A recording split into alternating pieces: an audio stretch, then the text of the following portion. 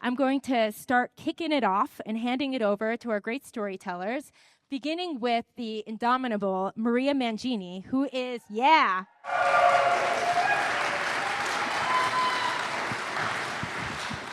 Maria is a board member of the Shulgin Foundation and has been a family nurse midwife for 25 years. She has written extensively on the impact of psychedelic experiences in shaping the lives of her contemporaries and has worked closely with many of the most distinguished investigators in this field. Her current project is the development of a thanatology program for the study of death and dying. Maria.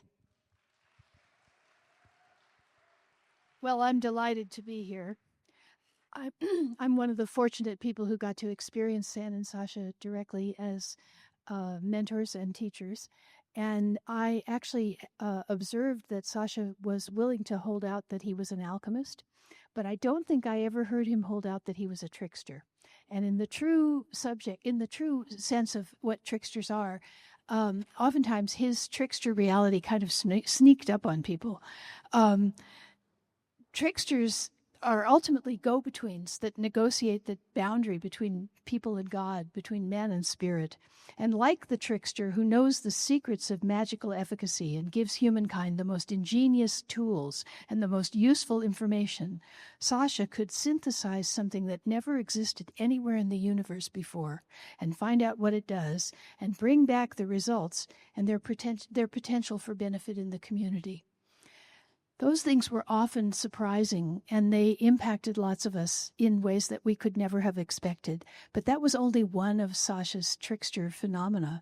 And the other one was that he was an incredibly sneaky joker.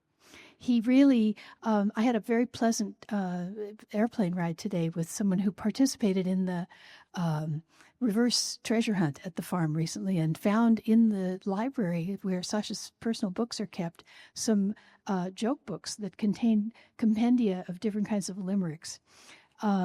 Sasha was often able to sneak a smutty limerick up on you when you weren't looking.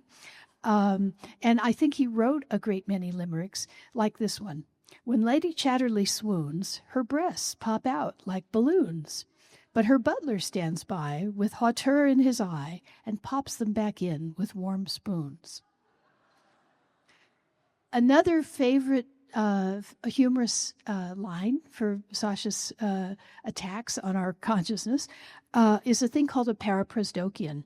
Now, a paraprosdokian is a joke in which the speaker misleads us into thinking one thing and then suddenly changes the direction with an unexpected twist of what he's saying. So, I told my doctor that I broke my arm in 2 places. He told me not to go to those places. I've had a wonderful evening. Unfortunately, this wasn't it. Sasha had the excellent talent of delivery with diversion, and he was able to catch us off guard. Oftentimes, he would be telling what I thought was a perfectly ordinary story, only to have the joke kind of leap out of it at the end, like this one. Gandhi walked barefoot most of the time, which produced an impressive set of calluses on his feet. He also ate very little, which made him rather fail, and with his odd diet, he suffered from terrible bad breath. That made him a super-calloused, fragile mystic hexed by halitosis.